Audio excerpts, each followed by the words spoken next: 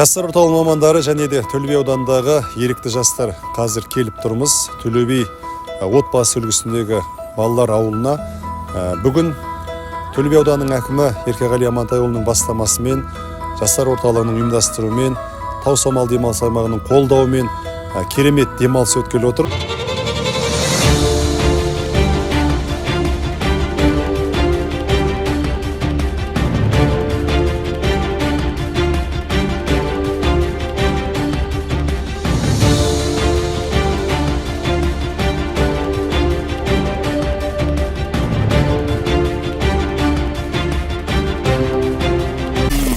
Открывают двери без ключа. Налетели как саранча.